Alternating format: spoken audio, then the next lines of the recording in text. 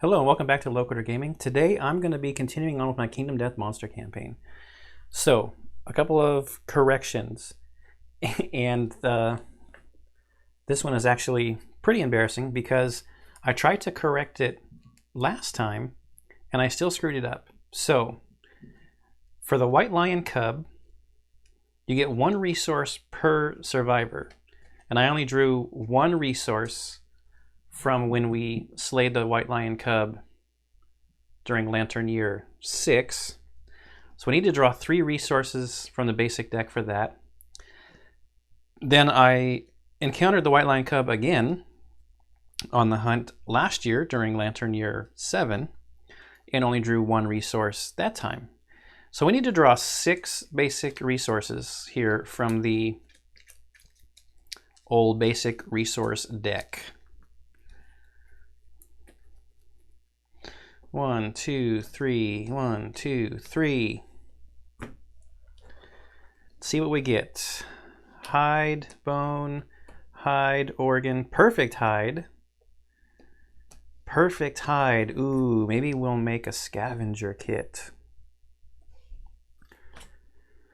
Yes, maybe we will. So we've got a perfect organ and a perfect hide now. Quite a bit of bone. Quite a few organs. We've got this lonely ant off by himself and some scrap. Okay, so there's a couple other things that we need to do finishing up from last time. Helen is going to get the 2nd level age event.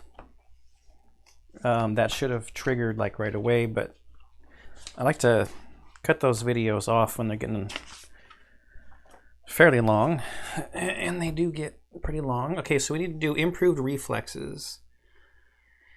So this is 2d10. We got an 8. 8 is gain +1 permanent strength. All right, so Helen here. So now she's at 2 inherent strength.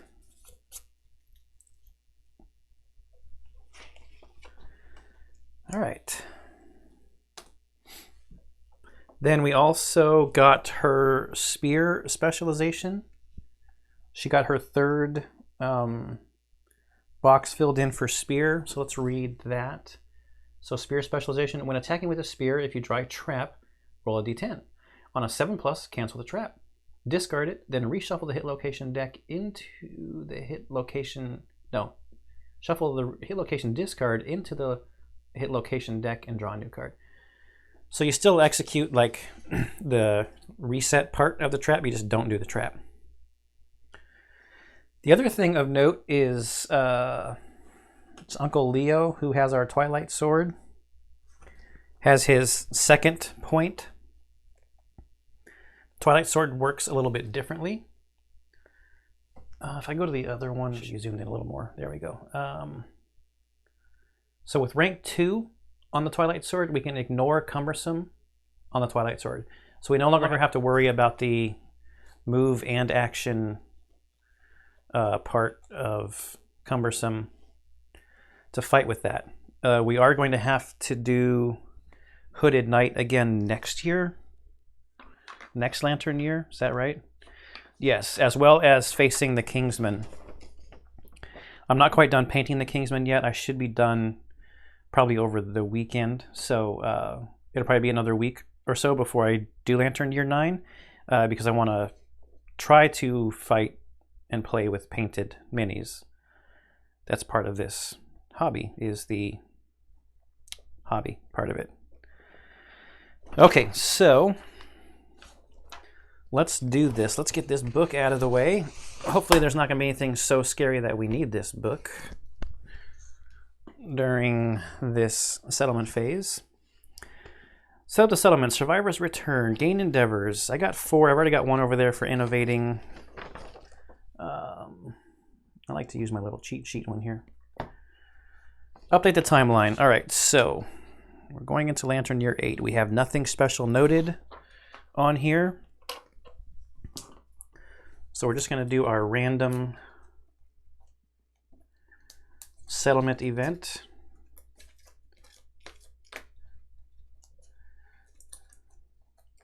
Shuffle this up a little bit.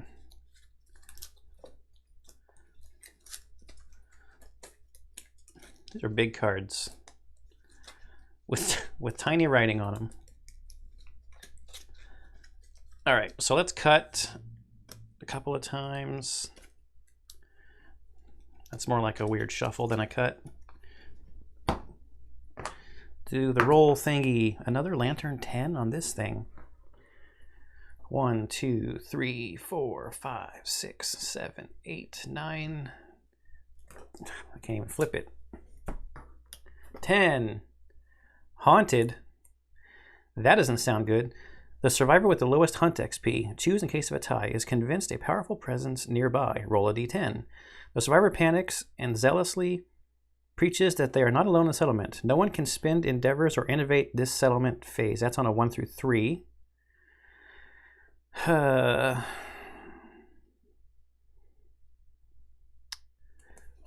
right, so there's lots of stuff that could happen. We just need to nominate somebody. Survivor with the lowest hunt XP. Choose in case of a tie. So it's going to be one of our just like folks that is hanging out in the settlement. Do I have somebody that's got like issues? I'm assuming that the 0 hunt XP people count for this, right? Okay, so these guys all have 1, so it can't be them. Tim Watley. And Mulva, Putty. These are all 0 people.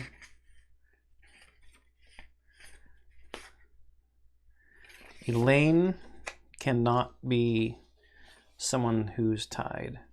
Well, Putty has Infernal Rhythm. He's got something, at least.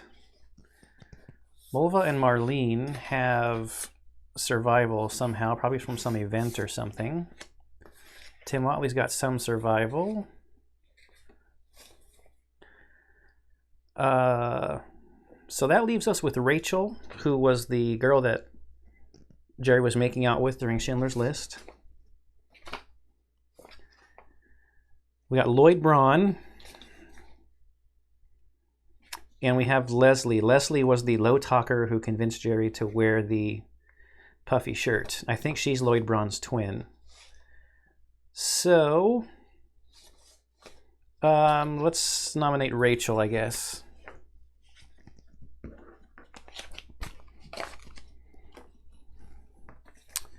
Let's see what we get.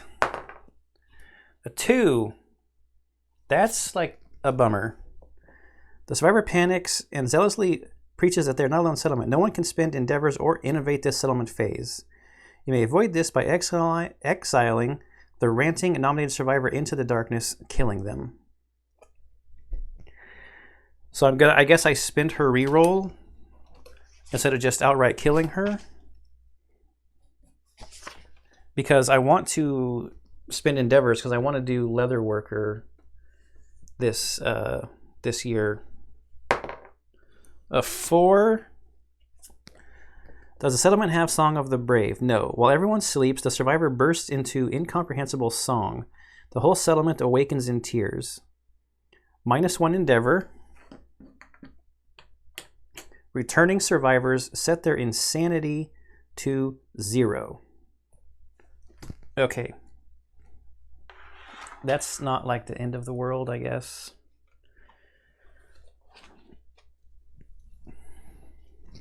I'll probably do that. I'll do that off camera. So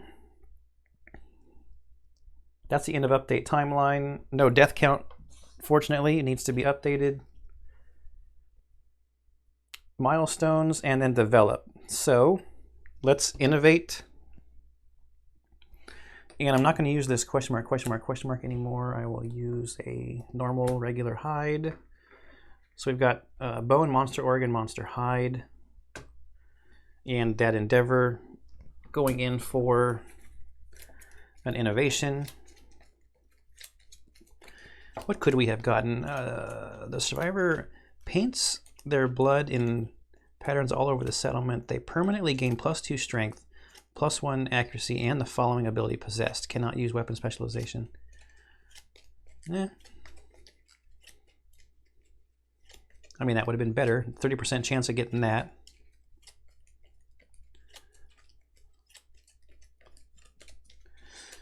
All right, so let's take this one, Pictograph, and this one, Symposium. I don't even think this is a choice. So, Pictograph. Actually, I don't even know what Pictograph is. Start a survivor's act. Oh, they can decide to skip their act to run away. Then I think there's some stuff on the hunt that if you have Pictograph, you can like decipher it or whatever. But here we go. Pictograph, you're going back in. Symposium. Survival limit +1. When a survivor innovates, draw an additional 2 innovation cards to choose from. So we get to draw 4 cards when we innovate from now on, which is awesome. And I really like that +1 Symposium. And I'm curious on what it adds to the deck. Symposium consequences is nightmare training.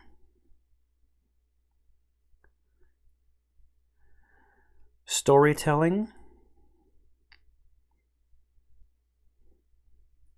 And that's it. So 2 cards getting added to this deck. Storytelling would be another survival limit +1. I really like that +1 survival limit. That's nice. Okay, so I need to throw in a cut to look at what I've got out here as far as resources now. I know that I'm going to want to make the last piece of the White Lion gear for one thing. And then beyond that, I'm not quite sure. Maybe a counterweight axe or something. So I need to throw in a cut, look at what I'm going to make, and I'll be right back. Okay, I think I figured out what I'm going to do. And just as a side note, I did add another endeavor out here. I probably forgot this in the past, but Jerry is a tinkerer. So, and as a returning survivor, he should get an extra +1 endeavor. So, what I'm going to do is I'm going to spin the white fur and the monster hide, getting the last piece of the White Lion set. So those are spent. That's a White Lion. So we're getting this. I'm going to use the leather worker to make some leather. So I have to use an endeavor for that. Let me get Jerry out of the way here.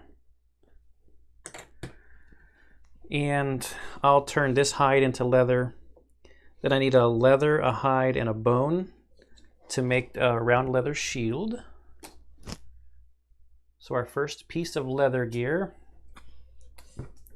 And these are all gone. So that's White Lion. Those are basic. I'm going to spend a scrap and a perfect hide to make a scavenger kit. So those are spent. So scavenger kit, after you defeat a monster, you can gain either an additional random basic or a random monster resource. So that's kind of cool.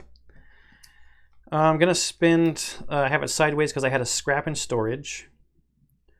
And a perfect organ to make a scrap lantern. So scrap lantern.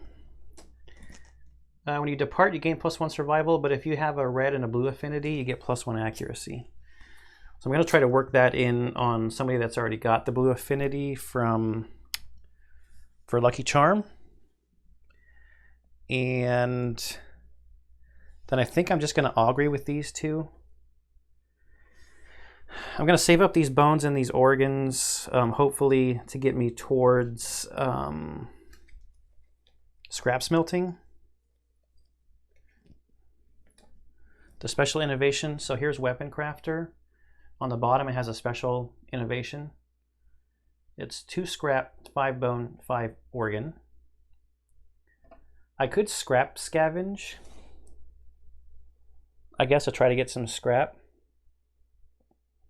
and or some courage, but I think I'll augury. Because you got a 50% chance of needing to spend survival or just dying, but I have people.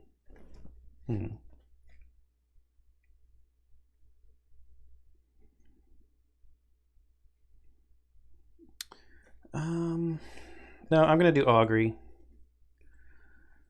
Try to get some courage. Where the heck is it? Oh, here it is, right here on the top, on Organ Grinder. So we're gonna do this, and Barber Surgeon, of course, is a green bar, so it's not gonna play nice with the green screen. I swear there's a die that was out here that's missing. Maybe not. All right, so we'll spend one endeavor. I gotta nominate somebody. I'm gonna have Newman do it because he's sitting at 2 understanding at the moment. What I'm kind of really going for is the 3rd understanding here. Okay, I got a 5. So on a 5 is gain a survival. So that's 1, and we'll just do it again. We got a 10, so that's intimacy.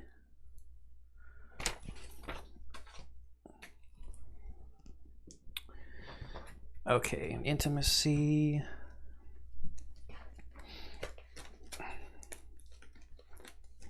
Got to get my binder out of the way here. I don't know if I've shown my binder before, but I really like this binder. It's hard to see, but it's got the Watcher on it. I think that is the Watcher. Kind of engraved in the leather.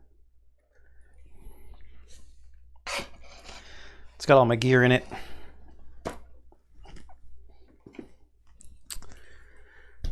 Okay, we should have, this should be bookmarked.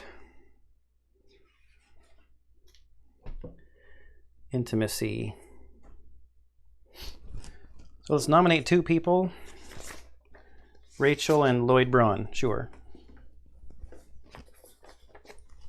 We have to roll 2 because we have survival of the fittest. And take the lowest. 9 and a 5. +1 population on the 5. All right, I think that's everything. So this bookmark, I guess I can show you this, and I'll zoom in. I don't remember what this came in. Maybe it was one of the Valentine's Day figures. I can't remember for sure. You place this bookmark on the intimacy story event in your rulebook. It has alternate outcome for a 1.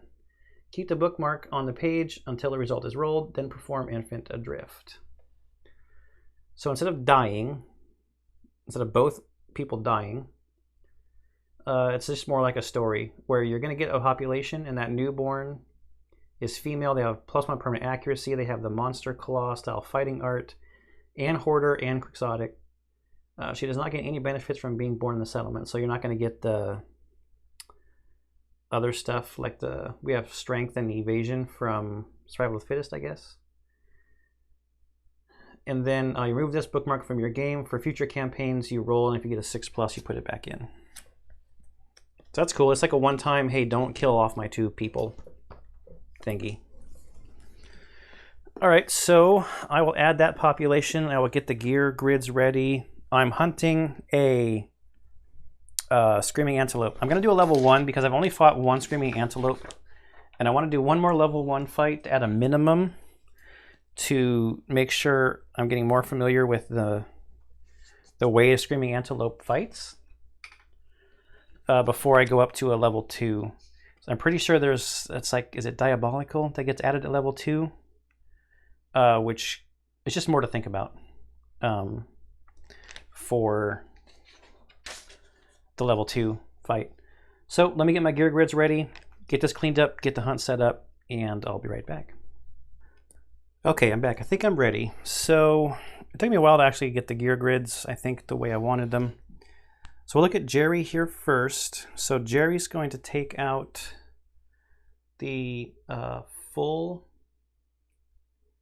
White Lion set with 1 Qatar, the Scrap Lantern for the extra accuracy, and that also is helping to set up his Lucky Charm, and then the bandages help set up his Lucky Charm. And I just realized I forgot to note down his +1 accuracy.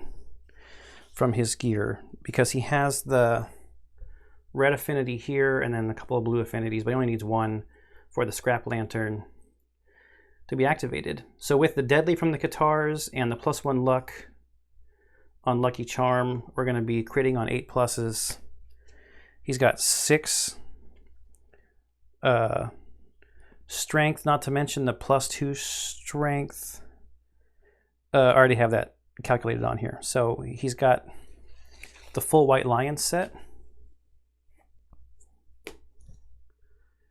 Adds 1 to all of his hit locations, and then if he's using Katars, he gets +1 speed and +2 strength. So we're coming in with 3 speed, and 6 inherent strength, and then 3 strength from the Katars, so 9 strength. Yeah. Pretty beefy. Uncle Leo's our Twilight Sword guy. He's going to be wearing one of these complete rawhide sets. He's got his dormant cloak because he is not insane, and the Twilight Sword is sentient, so he needs the dormant Twilight Cloak in order to be able to take it out. We ignore cumbersome. Slow just means it's speed 1. Curse means it has to stay in Uncle Leo's gear grid. And he will have an activated Lucky Charm. So that's Uncle Leo. With the full rawhide set, he's sitting at 2 armor in all locations. And then we've got Helen. She's playing tank again. She does have her complete spear, or she does have her spear specialization. So she's got a complete rawhide set with some monster grease, her spear, some dried acanthus, just in case we can ignore some kind of serious injury if she's taking a bunch of hits. But she's probably going to be blocking a lot. And we may attack and block because we've got the rawhide set. So the full rawhide set takes all of her armor spots to 2, and then the round leather shield takes all the armor spots to 3. So she's got 3 armor in all hit locations. So she could attack with the spear and then surge to block, and then roll to see if she gets her survival back, since she's got the rawhide set. And then we've got Newman. He's still got our catgut bow, cat eye circlet. He's got a charged Lucky Charm also, and he's rocking the scavenger kit and 1 piece of armor, the cloth. I guess I could replace like the bone dagger and the stone noses and the bandages with some armor, but I don't have any other armor right now for Newman to take. And the bandages are always nice too, just in case we get a bunch of bleeding tokens. Probably not against the antelope, but all right. So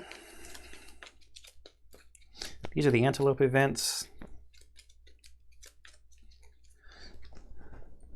Here, and here, just in case. Basics, because I do have some other stuff in here.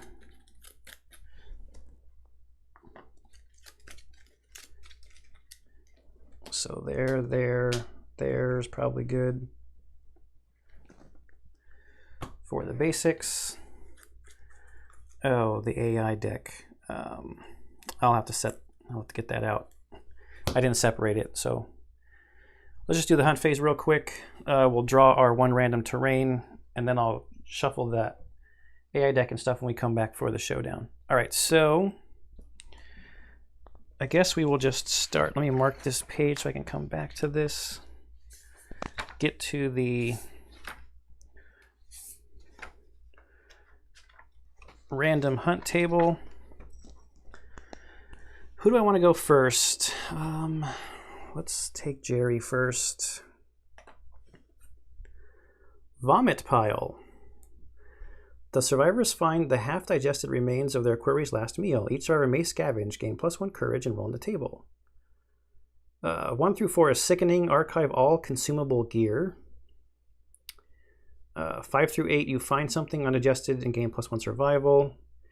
9 or 10, the antelope is clearly sick, vomiting up pieces of itself. Gain +1 understanding and 1 random screaming antelope resource. Vomiting up pieces of itself? Well, who has no consumable gear?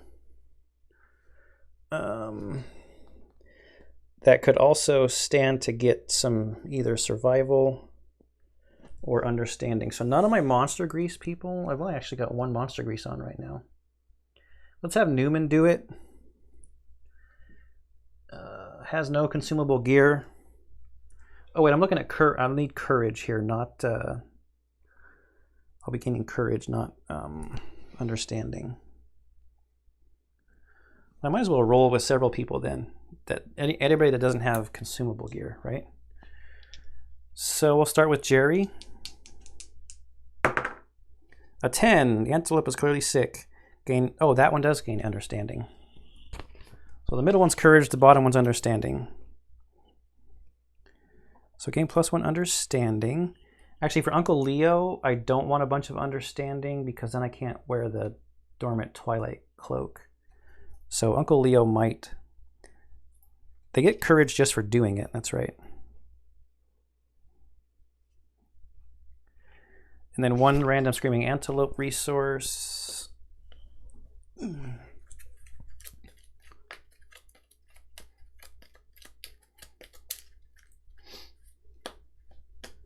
We got a pelt. So who else then? I guess just Newman. So Newman will get courage. He's already done the bold event. But we may be able to trigger... No, so 3 is sickening, archive all consumable gear.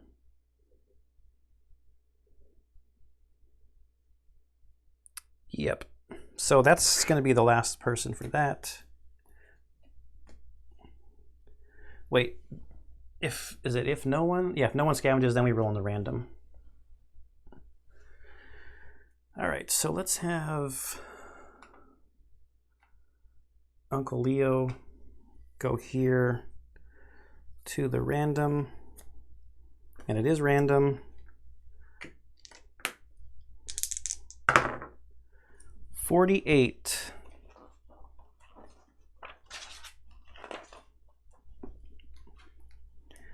This doesn't sound good. Death Wager. Survivors are awoken by a traveler hidden in a deep cloak. The traveler pulls back its hood and reveals a deformed face with 2 chins curving away from each other. Can't really see that. In a dreamlike state, the survivors all understand this entity is known as the Gambler, and if they speak, they will die. Until this event is completed, only the event revealer may speak. If any other player speaks, their survivor turns cold dead. The survivors must play the Gambler's game or be trapped with him forever. Each survivor rolls a d10. Oh, great. People could die. On a 1, the person dies. On a 2 through 9, it's nothing. You could play again. On a 10 plus, you get a permanent luck. Great. I don't think I've got a bunch of reroll. Oh, I do have rerolls. At least 1 there. Jerry got a 4, nothing happens. Uncle Leo got a 3, nothing happens. Helen, 3, nothing happens. Newman, 6, nothing happens. You don't lose or win. That's fine with me. Let's have... That's Helen? No. That's Uncle Leo. Go to the next Screaming Antelope. Skittish. Panicked by the oncoming survivors, the Screaming Antelope moves 1 space away from the survivors on the hunt board. Roll a random hunt event.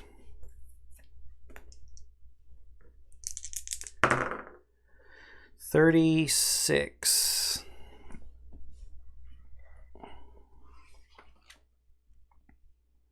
On the trail, the survivors rush forward, feeling their quarry close at hand. Skip the next hunt space. If this movement begins the showdown, the survivors ambush their quarry.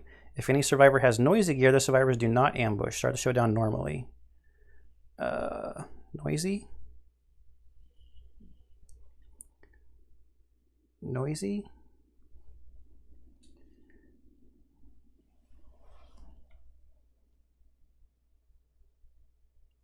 No noisy. So we skip this one, get into him, and ambush him.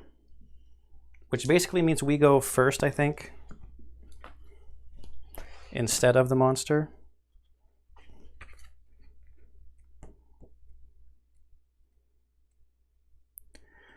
Ambush.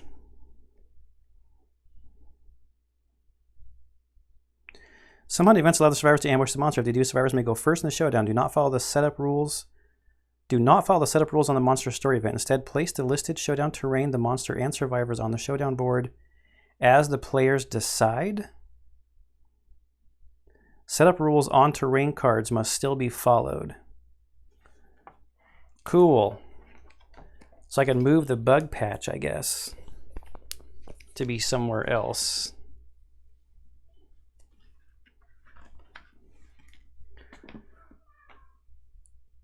Oh, and we get to start as we decide? Oh. Interesting. Okay, we need 2 random pieces of terrain.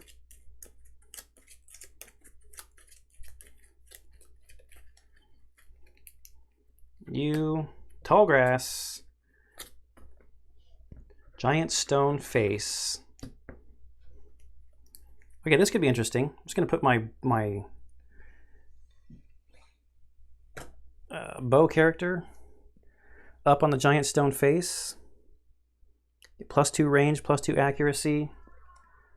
And Newman also has 1 inherent +1 speed. So I could aim with the catgut bow and still have 2 speed. He's got red fist. Everyone's going to get a +1 strength token. Okay, so this is probably going to be a very quick... I shouldn't even say anything, but theoretically it should be a quick Screaming Antelope. So let me set up the showdown and I'll be right back. Okay, I think I'm set up the way I need to be set up.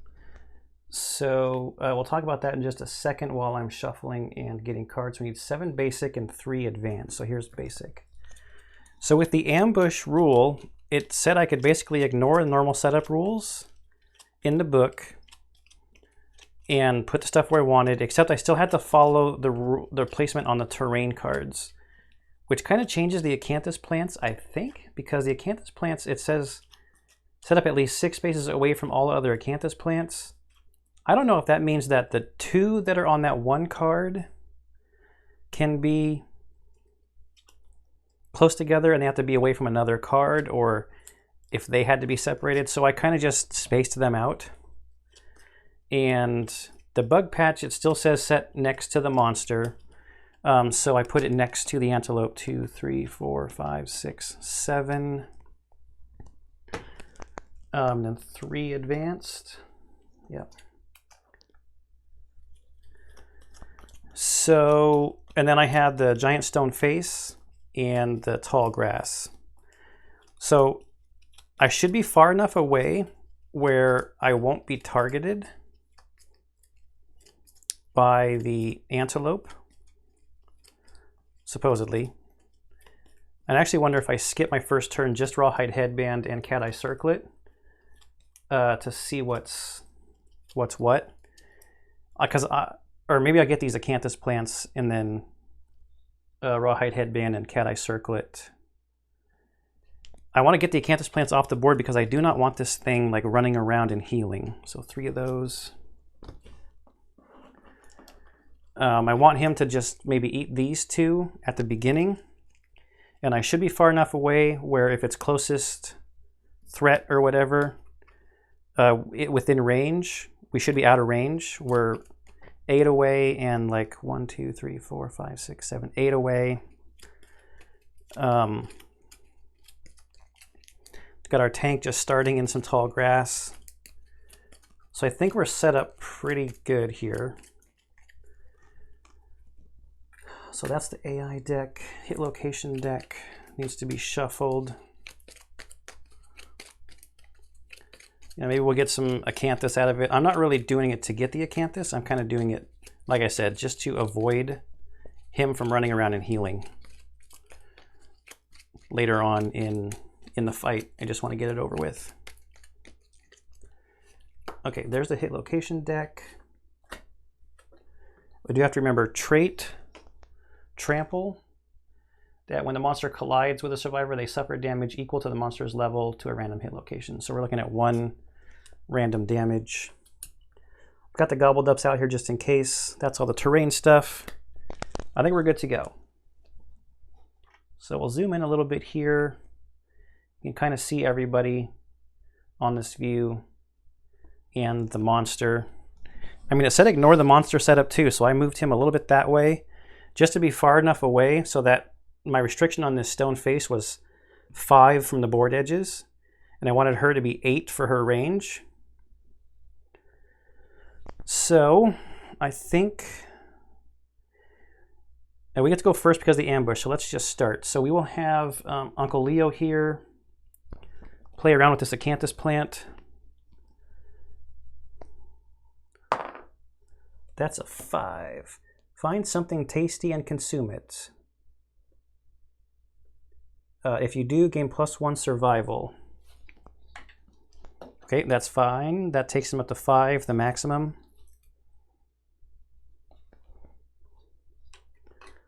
You need an 8+ to get the fresh acanthus. Okay, so this one's gone because it did say then archive it after that. There's going to be a lot of these, aren't there? Then I'll move. Uncle Leo can move 5. 1, 2, 3, 4, 5. Get ready to do that one next turn. Now let's go to Jerry up here doing the same thing. A 4. Find nothing. Archive the terrain. It's fine. Archive the terrain. 1, 2, 3, 4, 5. Everybody has 5 movement except for Helen. She's got 3 because she has like a broken hip or something. Broken leg, actually. And something else happened to her also that reduced her movement, maybe like her broken rib or something. So that's those. Now with Helen, she's got the rawhide set, so she can rawhide headband. So let's look at the top 2 AI cards. Okay, so these are both fine. Stomp and Snort is random survivor in range. No one is in range because his movement is 6. We are all further than 6. So he would just graze. Stomp is closest knocked down survivor would be nobody. Furthest threat in field of view in range would be nobody. No target graze. I think I'll have him do Stomp and Snort first. And then I might be able to get rid of that other one. Because I'll probably start shooting the second round. Yep. And then let's Cat Eye Circlet with Newman. Restless Muzzle is if you hit with a club or shield, those are shield 8+. Reflex, the monster turns to face the attacker. That's not a very bad reflex either. Shock the beast with a blow. The monster is knocked down. What do I want to do first? Her arrow's coming in at 1 speed, and it's slow, so it can't be increased. Not her, his, Newman. To do the -1 evasion.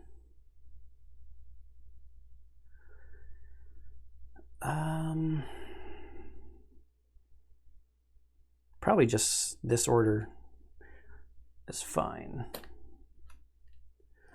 Okay, they're not going to move. That's our first turn over. Now we go to the next round. We start with Antelope. So Antelope, I showed it to you. It's the Stomp and Snort. There is no target, so it's going to graze. And what graze says, full move to the closest acanthus plant, end its turn. If the monster is on or adjacent to it, archive the terrain and heal 1 wound. He's already adjacent to it, so there's nothing for him to do. Okay, our turn. Let's get these acanthus plants out of the way. We'll start up there with Jerry. That's a nothing. It was a 4. Down, or do I want to move now? 1, 2, 3, 4, 5, 6, 7.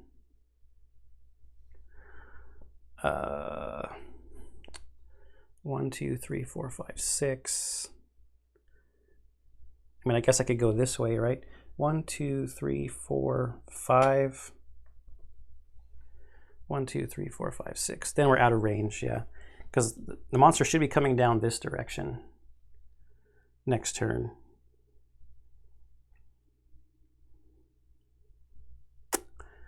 Now we'll go here for this acanthus plant. 7 is a survival, but he can't get another survival. He's already at max, so archive the terrain. That's fine. Now, Uncle Leo. This hopefully will be here. 1, 2, 3, 4, 5, 6 would be in range. This is in range, so let's just go like here.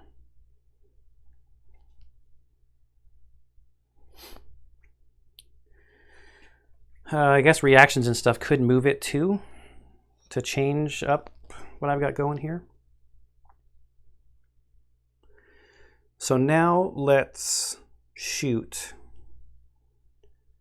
Newman's up on the stone face, so he can do, he gets +2 range and +2 accuracy. Okay, so the clawhead arrow starts at a 6+. That takes it to a 4+. I think that's it. I can't get the benefit of the aim on the catgut bow. So we're looking at 4+ on our arrow. We got a 7. Okay, so we have the furry throat. It's not a club or a shield. Newman does have a lucky charm, so that's +1. This thing has a toughness of 8. The clawhead arrow is 6 strength. He's got 1 inherent strength, but I forgot to give everybody their red fist tokens.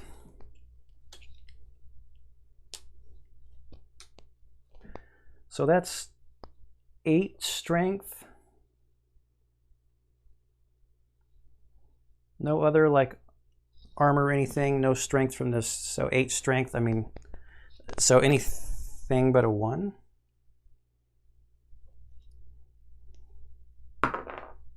Ha, it's a 2. So that wounds it. So that gets rid of that 1 advanced card that we saw. Then we have to give it a -1 evasion.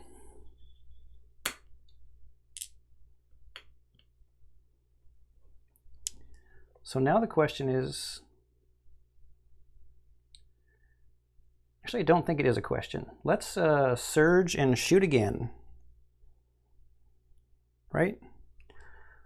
There's no way for Newman to get survival back, so we're going to surge, go down to 3.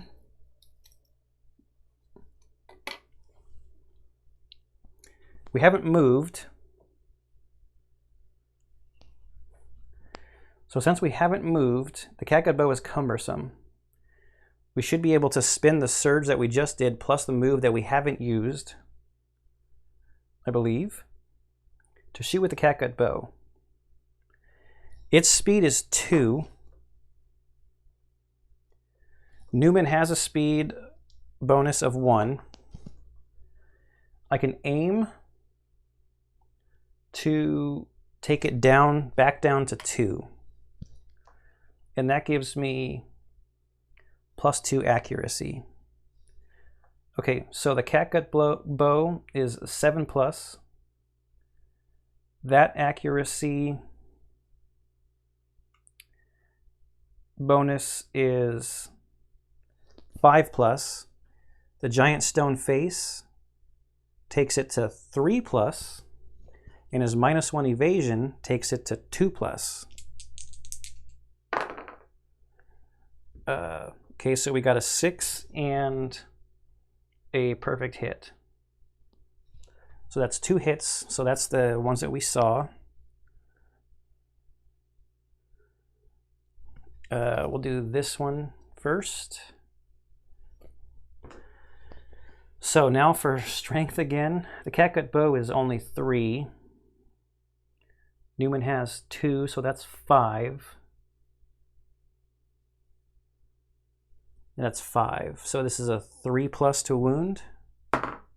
That's a 9. We do have a lucky charm, so that's a crit.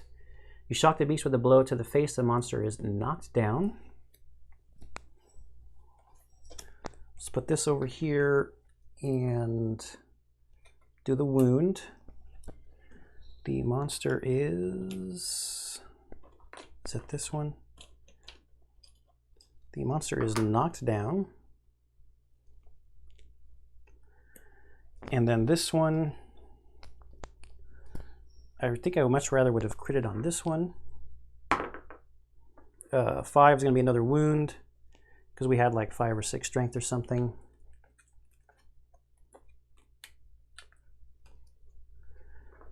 Okay. Now, Helen is the only one who hasn't gone yet. She's going to rawhide headband.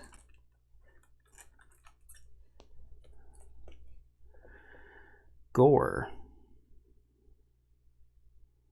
I don't think I've seen this one before. Full move in the direction the monster is facing and turn to face the closest survivor.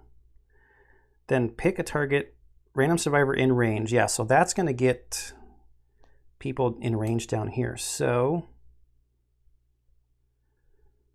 oh boy. Full move in the direction the monster is facing and turn to face the closest survivor. Knockdown survivor in range, closest survivor in range.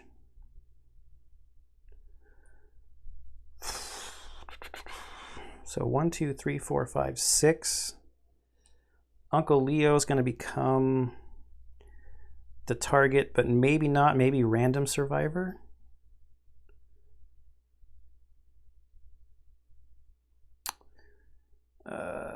So my strategy didn't completely work. I guess we'll do gore.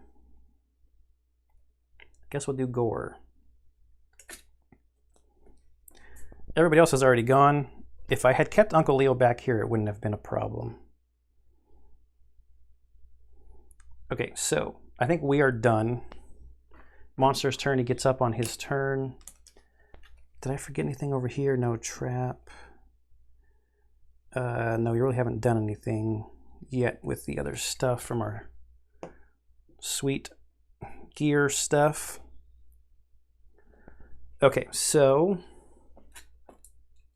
this is what I was looking at. Gore. First, full move.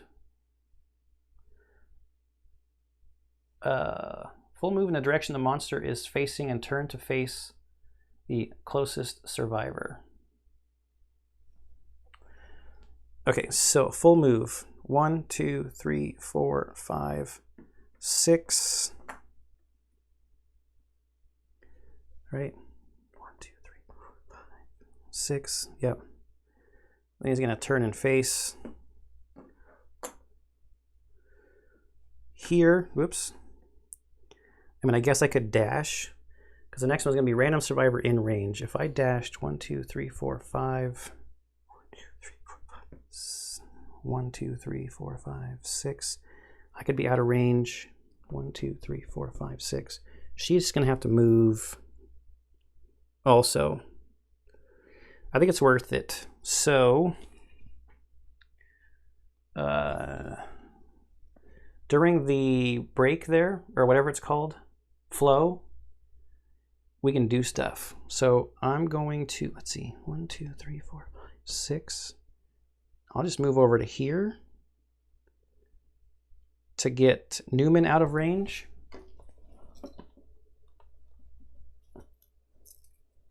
Down to 2 survival. Uncle Leo will dash. He's got Rawhide. Does not get it back. So down to 4. 1, 2, 3, 4, 5. 1, 2, 3, 4, 5, 6. Out of range. All right. So now random survivor in range is only 1. Move and attack. Goes to there. 1 speed, 2+ accuracy. Okay, so what's Helen got going on over here? Helen has 3 evasion plus 2 for the grass, so that's 5 evasion. So we're looking at 7 pluses. Or a 7 plus, it's only 1 speed. 7 plus, it's a miss, it's a 1. There's no damage, no ruined horns. Okay.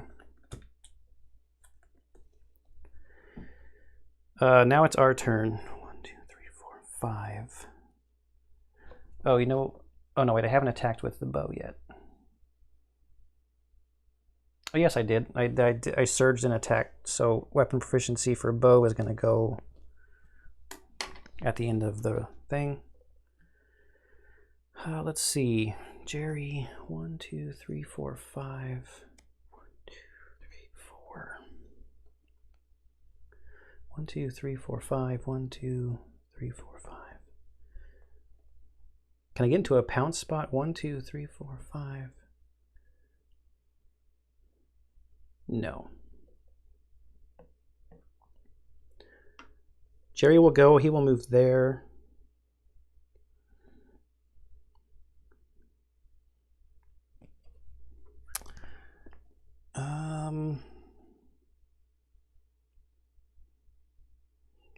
We can't pounce, but maybe that really doesn't make that much of a difference.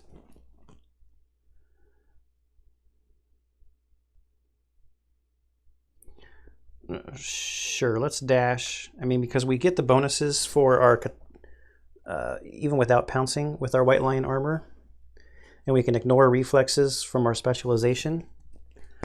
So that's a survival to dash. Down to 3. Doesn't get to roll to see if he can get it back. And now let's attack. So we're going to get 3 speed. We get +1 speed from our armor. Okay, what are we hitting on here? The Katars they start at 7+. He's got +1 accuracy. So that's 6+. We didn't pounce or anything. -1 evasion is 5+. We missed. I probably should have cat eye circleted. I'm just gonna risk it. I'm gonna surge. I just want to finish this. Attack again. Still, whoops. Oh, that was got a 5. Still 5 pluses. That's 3 hits. This could actually be stupid.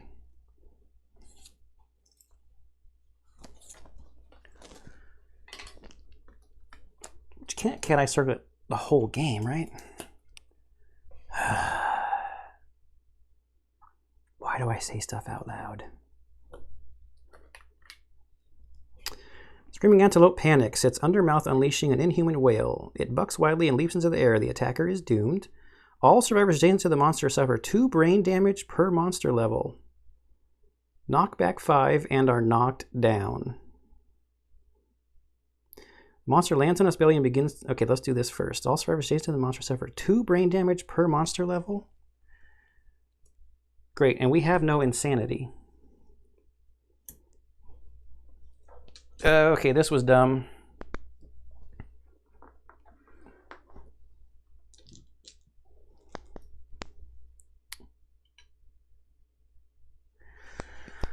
So, Helen. We gotta check the box. 1, 2, 3, 4, 5. 1, 2, 3, 4, 5.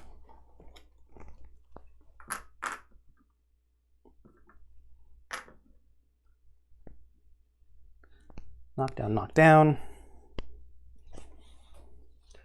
Check the box. It's 2 brain damage, yeah, per monster level. So we got to roll on the chart for both of them, which probably means some disorders incoming.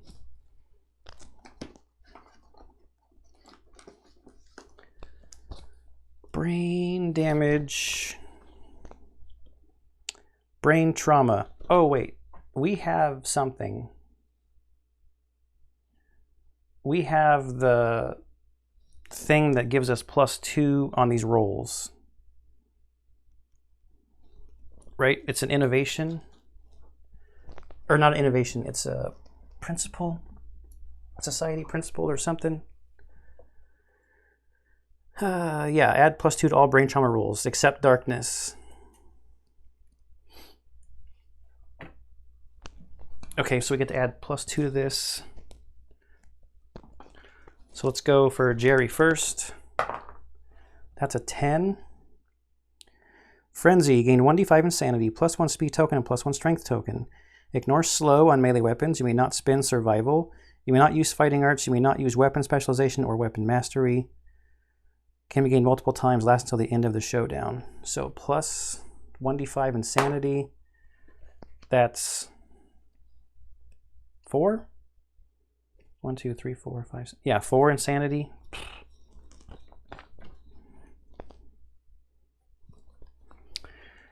+1 speed token, +1 strength token.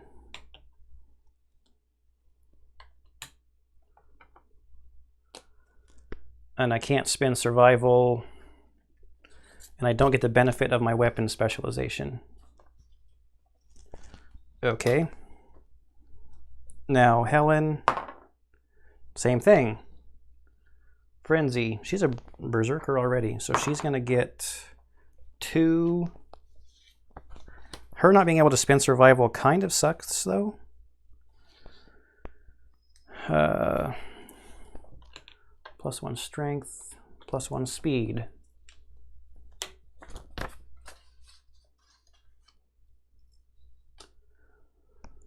All right.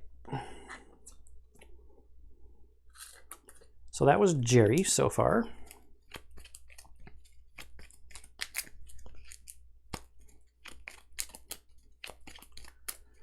Oh wait, we weren't done with that trap card.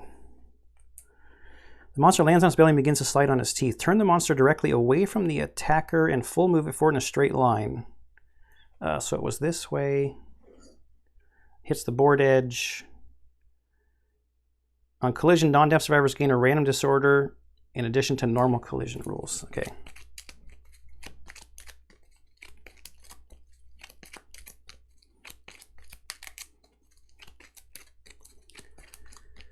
So let's see. 1, 2, 3, 4, 5, 6, 7.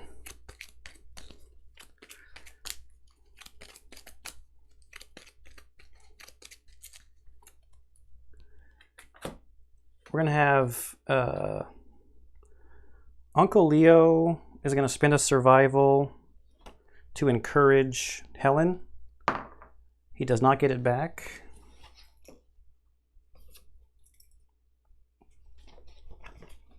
So she stands up. 1, 2, 3, 4, 5.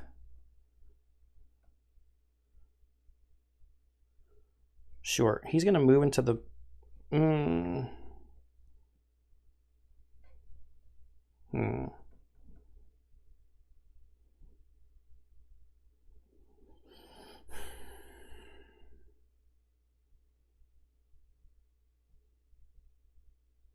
Yeah, he's going to move into the blind spot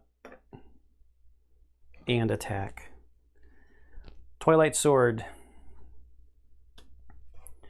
is 1 speed. Its accuracy is 9 minus the proficiency level, so he's got a 2 proficiency, so this is a 7 plus.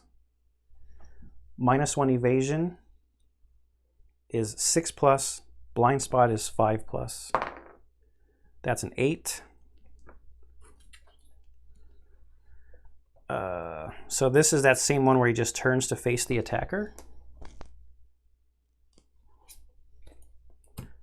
And he's got like all kinds. He's got strength for days. So yes, it's a wound.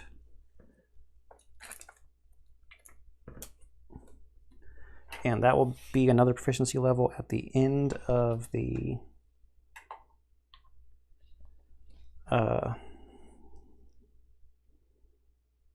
showdown.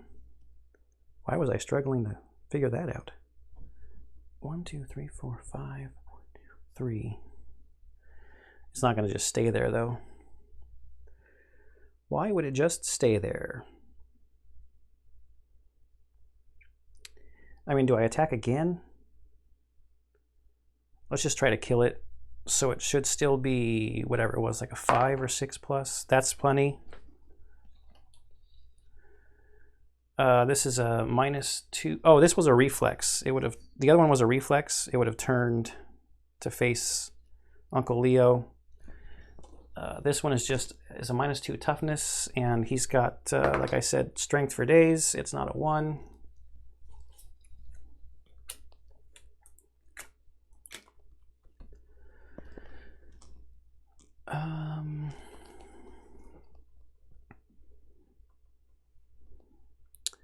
Do I dash?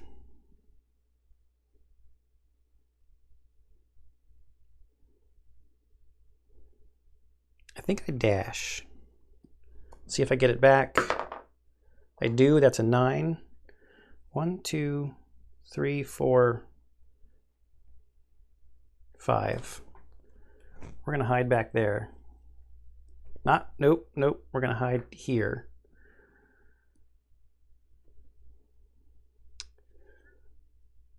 Helen is going to go next. Helen and Newman haven't gone yet. It was just Jerry who came in and got beat up. Helen will...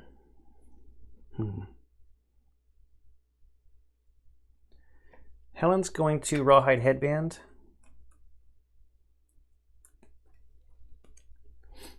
Chowdown. If there's no Acanthus plants on the showdown board, discard Chowdown and perform basic action. Which is closest knockdown survivor in range. No target graze. So what happens if just full move forward straight line if there's no Acanthus plants? Stomp and Snort. I think we saw this one before. Random survivor in range.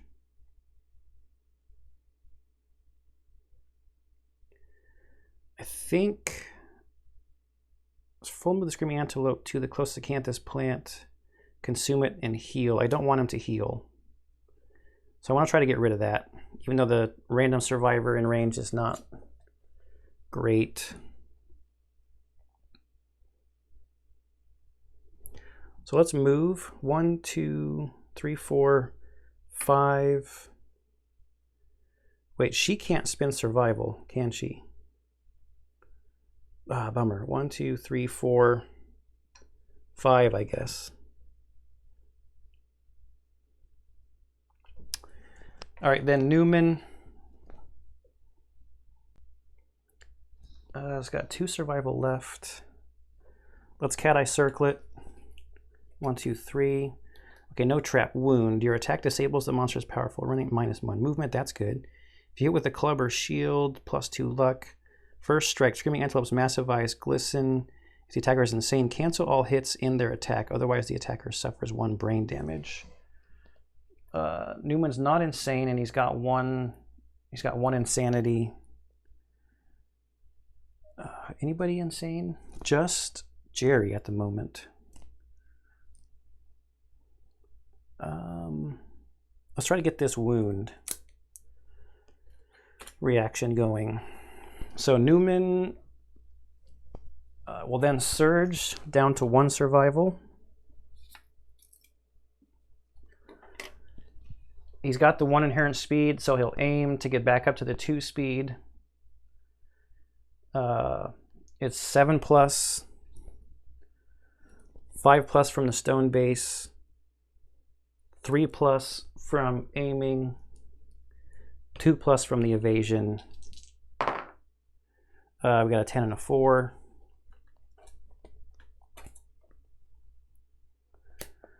So let's do this wound first. Your attack disables the monster's powerful running muscle. The Screaming Antelope gains -1 movement token if we wound it. All right, so the Catgut Bow is 3. He has 2 strength, is 5. It's 8 toughness. So that's 3s. We got a crit. Persistent injury. Degenerating wound. A monster's injury worsens if it moves. Whenever the Screaming Antelope moves, it suffers an additional wound. Whoa. The monster's injury worsens if it moves. Whenever the Screaming Antelope moves, it suffers an additional wound? Discard this card at the end of the next round. Okay, so for 1 round, if it moves, it's just going to wound itself. Whoa. But this cancels this up here, right? So let's keep this out. That is a wound. Now let's roll on this one. An 8 is not a crit because we just have +1 luck. But it is a wound.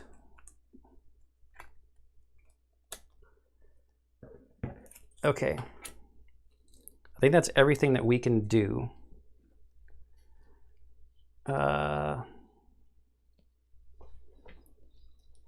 We really need to hit with our guitars and our spear.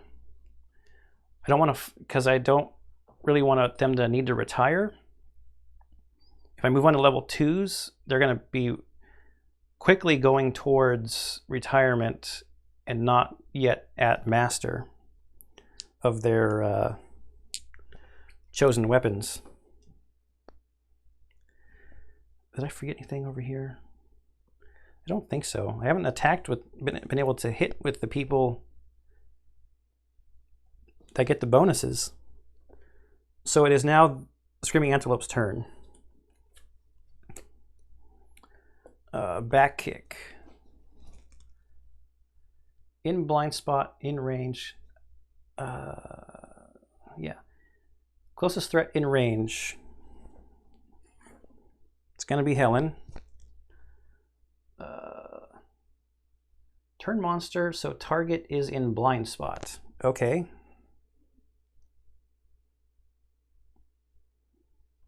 The 3+ accuracy. 3 damage? Are you kidding me? She can't spend survival? And we didn't block with our shield because we did Rawhide Headband for some reason. 3+. Grass makes it 5+. She's got 3 evasion, makes it 8+, and it's 1 speed. Ugh. 3 damage. Oh wait, destroyed hoof, critical injury. Oh wait a minute, it moved, right? It moved. So whenever the Screaming Antelope moves, it suffers an additional wound. So we need to, he's only got 2 cards and they were in the discard pile.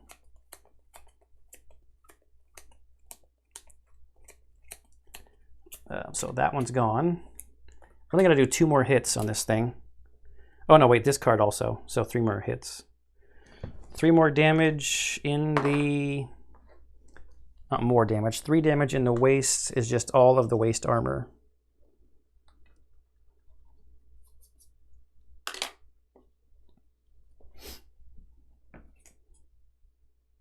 And that's everything.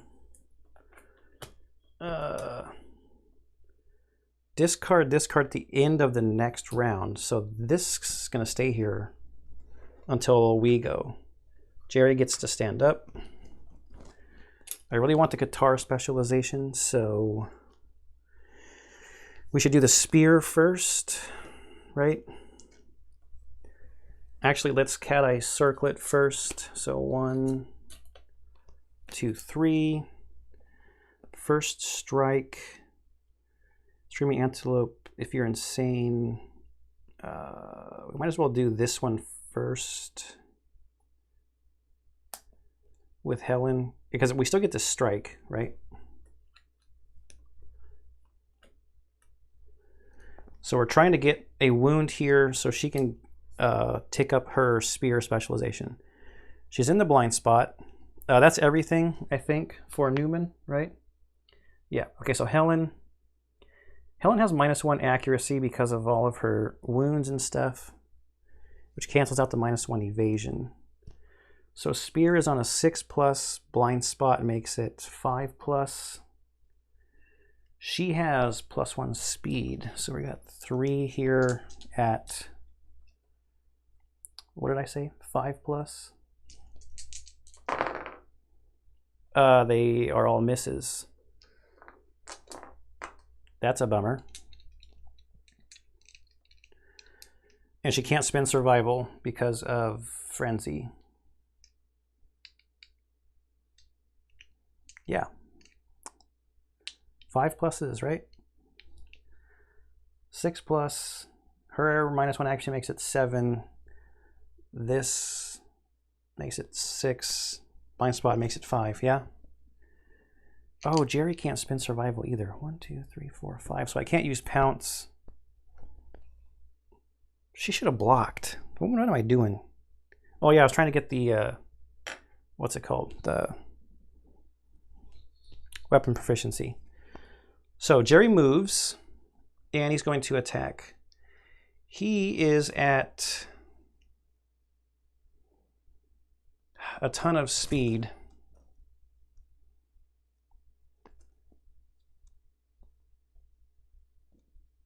Because of his armor and everything. So 4 speed. And because he's frenzied. The Katars are at 7+. 6+ from that. And he's got 1 accuracy, so 5+. 2 hits. 1, 2. We gotta do this first strike one first.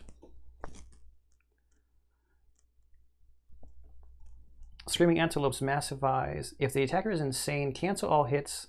Oh, Jerry's the insane one. All right. So that did nothing.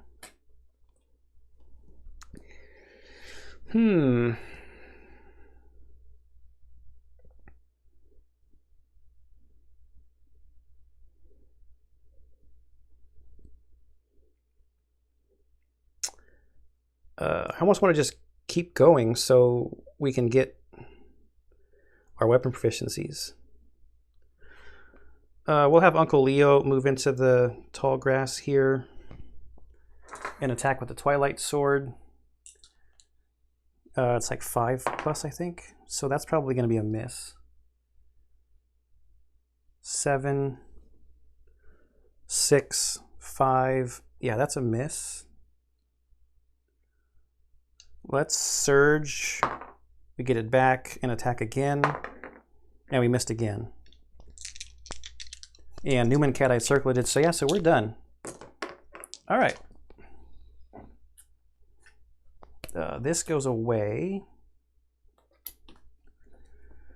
Snort. Random survivor in range is all 4 of them.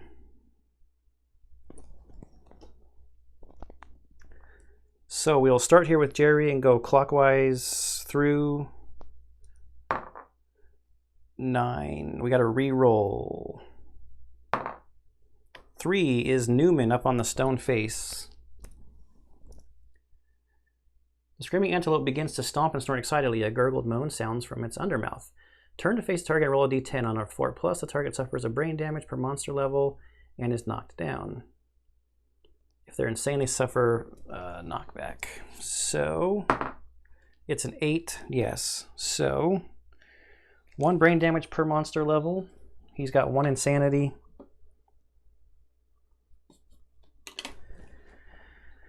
And Newman is knocked down.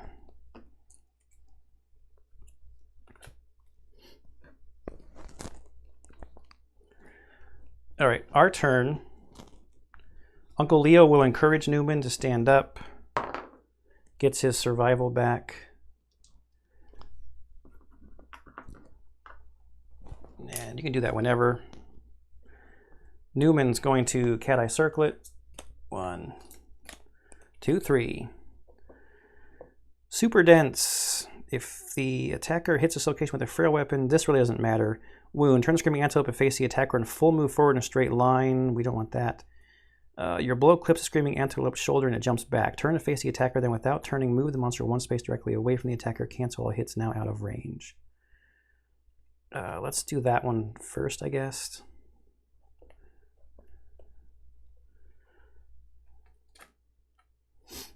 We're going to have Helen attack first.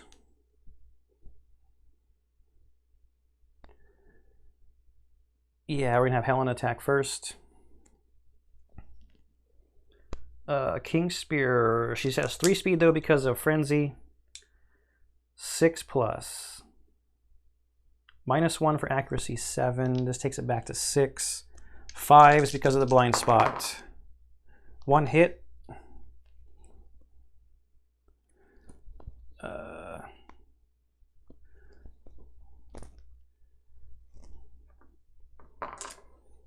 Okay, she's got all kinds of strength. 1, 2. She's got 4 strength. The spear has 3, so that's 7.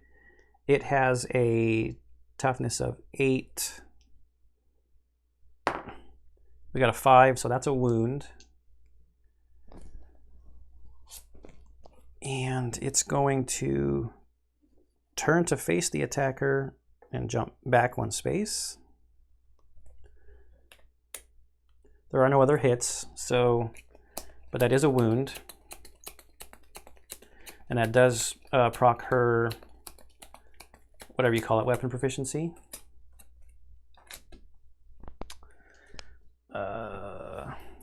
That's the wrong person.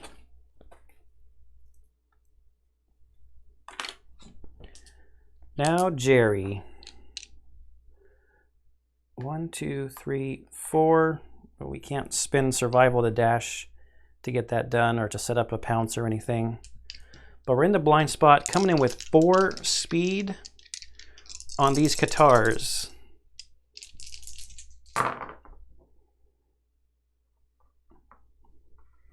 9, 9, 10. I don't think the 4 hits. What was I looking for? 7+, 6+, 5+. Yeah, 4+. So this is 4 hits actually. 1, 2, 3, 4. All right, no trap. There's only 2 left, so we'll do Super Dense, this, and then reach our kind of blind spot on wrist there and kicked back. Wow.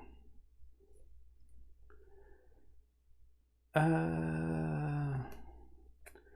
mean, we've got all kinds of strength, so we're gonna go in this order. Oh wait, why am I putting them back? Super Dense first. So we have 6 strength ourselves, +3 from the Katars, plus Red Fist, plus Frenzy. So we just need to not roll 1s. Okay, so that's the last AI card on this one.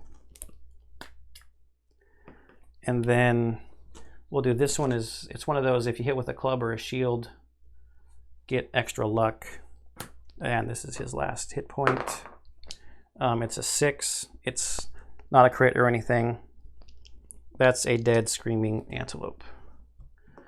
And we accomplished getting weapon proficiency. Okay, so let's push this stuff out of the way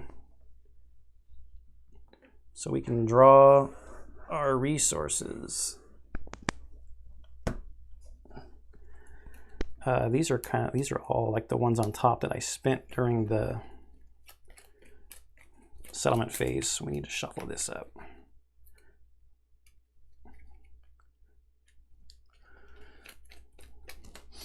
And it should be 4 and 4. I think I got super lucky with the frenzy, actually, on the brain trauma. Let's see, 4 and 4, yep.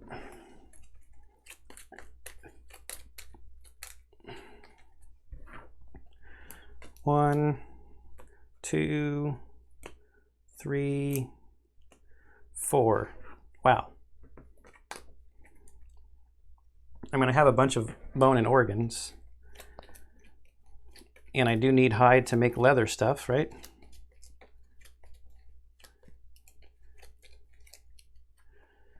One, spiral bone, bladder, large flat tooth.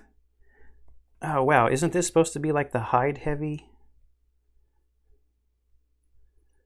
No, maybe not. And we do have one pelt here. All right, so those are our resources. Let's take a look at aging and stuff. So Jerry gets a hunt XP and his weapon proficiency. He's 3 away from master. Uncle Leo will have to do the second age event and gets level 3 on the Twilight Sword. You need to get to level 4 to get special stuff. That's our 4th spear bubble, so we're 4 away from master there. Helen has already aged. And Newman has to do his age as well. So let's just do both of those now so I don't forget. We need a little bit more room for the book here. Or actually, is age on this chart? Age is on this chart.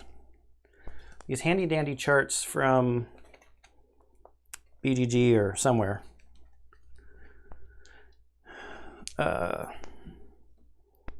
Age level 2. We'll do Uncle Leo first.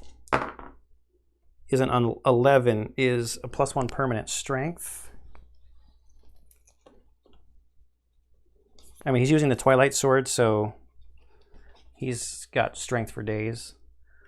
And then Newman,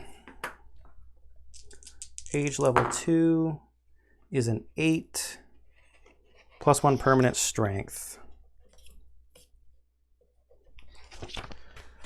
All right, there you have it. That's Lantern Year 8. So next time is going to be Kingsman and Hooded Knight. Like I said, I still have a little bit to paint on the Kingsman. So it might be a week, a little bit more than that. So I want to finish that up, make it look nice before we probably just get our butts handed to us by a nemesis. Okay, let me know in the comments below what I missed, because I'm sure I missed something. I hope you enjoyed this playthrough. I hope you're enjoying this series of Kingdom Death Monster and everything else I post on the channel, and I will see you in the next one.